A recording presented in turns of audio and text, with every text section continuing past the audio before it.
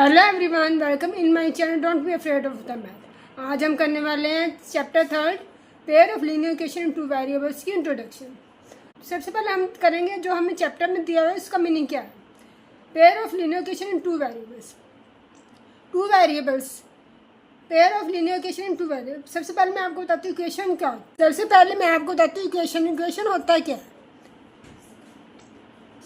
देखो, हमने second chapter में किया है 8x + 4y + 6। इस तरह से हमने कुछ किया है तो इसको क्या बोलते हैं, एक्सप्रेशन। इसको क्या बोलेंगे, एक्सप्रेशन। अगर इसमें इक्वल टू समथिंग आ जाए, 2, 3, 0 एक्सेट्रा कुछ भी आ सकते तो वो हमारे पास क्या बनेंगे, इक्वेशन। मीन्स इक्वल टू हमारे पास जब आ जाता है एक्सप्रेशन में तो उसको हम क्या कहते हैं, इक्वेशन। अब इक्वेशन क्लियर होंगे आपको। इन टू वेरिएबल्स, वेरिएबल क्या होता है, जैसे हम कोई भी अल्फ़ाबेट से लिखे हुए हैं उसको हम क्या बोलते हैं, वेरिएबल। मीन्स इन शॉर्ट जिसकी वैल्यू हमारे पास चेंज की जा सके उसको हम क्या बोलते हैं, वेरिएबल। देखो, इसमें एक्स और वाई वेरिएबल है। एक्स एंड वाई क्या है, वेरिएबल।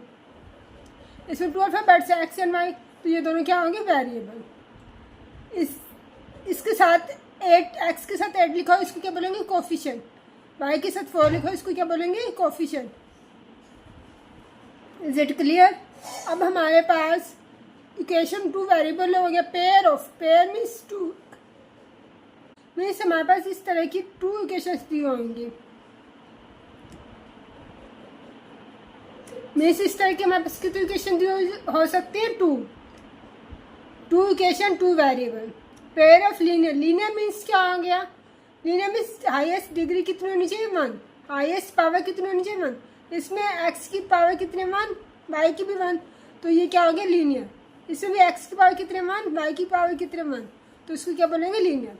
अब हमारे पास जनरल फॉर्म होती क्या है, a1x + b1y + c1 = 0, a2x + b2y + c2 = 0, where x and y are variables, and a1, a2, b1, b2 क्या हो गए, कोफिशिएंट, c1, c2 क्या हो गए, कांस्टेंट। ये हमारे पास फर्स्ट लाइन है तो हमने इसको 1, 1 नेम दे दिया। ये सेकंड लाइन है तो हमने इसको क्या नेम दे दिया, 2, 2। अब इसमें हम क्या करेंगे, कंपेयर। a1 x के साथ इसमें क्या है, a1, इसके साथ क्या, 8, तो a1 की वैल्यू क्या होगी, 8। b1 की वैल्यू कितनी होगी, देखो y का कोफिशिएंट है b1, y का कोफिशिएंट इसमें क्या, 4। b1 की वैल्यू क्या आएगी, 4। इधर b1 y का कोफिशिएंट है, b2 भी इधर किसका कोफिशिएंट है, b1 y का कोफिशिएंट है, तो y का कोफिशिएंट क्या है, 4। एंड c1 लाने के लिए कांस्टेंट सबसे पहले हमें इसको सॉल्व करना पड़ेगा। 8x + 4y + 6 - 2 इधर जाके क्या हो जाएगा, प्लस का 4 = 0। मीन्स c1 की वैल्यू क्या आएगी, 4।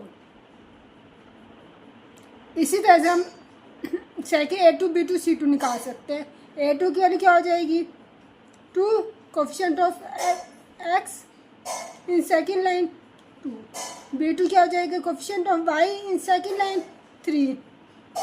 सिमिलरली c2 क्या हो जाएगा, 1 इधर ले आएंगे तो प्लस का 5 माइनस का 1 जाके क्या बन जाएगा, 4, तो c2 की वैल्यू क्या होगी, 4।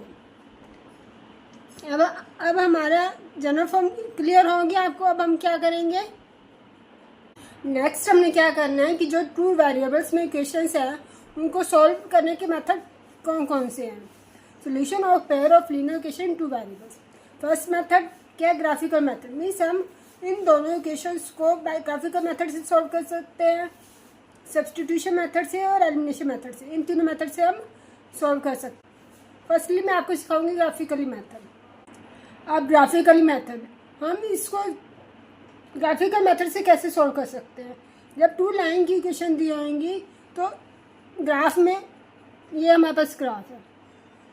अगर 2 लाइंस इस तरह से कट कर रही हैं तो इसको क्या कहते हैं, इंटरसेक्टिंग लाइंस। मीन्स इसका 1 पॉइंट दोनों में कॉमन है। इसके सोल्यूशन कितने होंगे, 1।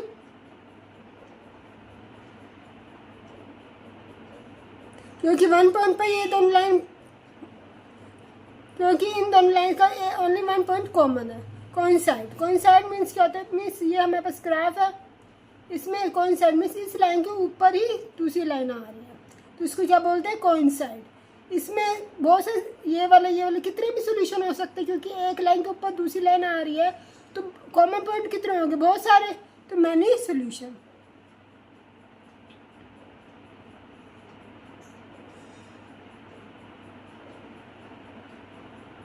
पैरेलल मीन्स क्या होता है, ये ग्राफ दिया हुआ है, वन लाइन ऐसे आएगी तो सेकंड लाइन इसकी पैरेलल आएगी, मीन्स इन दोनों के बीच की डिस्टेंस सेम रहेगी।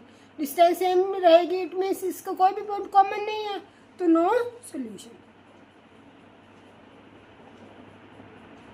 ये तो होगी ग्राफ की वे से। अगर हमने ग्राफ नहीं बनाया तो हम इसको सॉल्व कैसे करेंगे। Next, pair of linear equation को हमने पहले ग्राफिकल मेथड से सॉल्व करना बताया मैंने। अब अगर हमने ग्राफ नहीं बनाना तब भी हम इसके सॉल्यूशंस निकाल सकते हैं। कैसे निकाल सकते हैं, by the comparing of the coefficient of variables.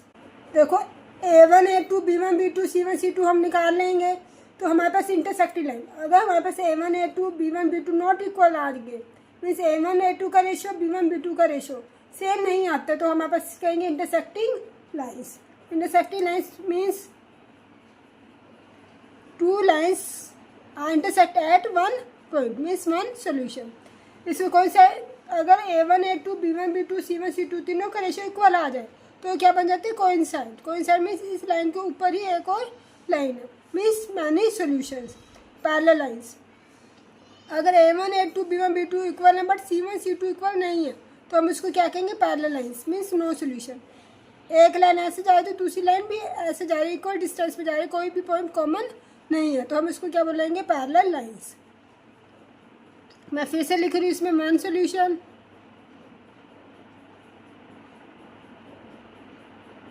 इससे बहुत सारे सोल्यूशन हो जाएंगे, तो मैनी सोल्यूशंस।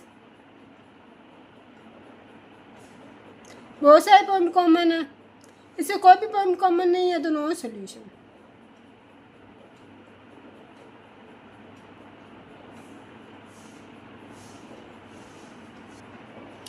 अब नेक्स्ट हमारे पास क्या है, कंसिस्टेंट।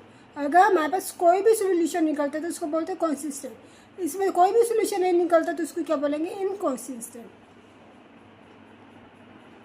अब दो मेथड रहेंगे, substitution method and elimination method. इसको मैं आपको एक्सरसाइज के साथ साथ ही क्लियर कर दूँगा।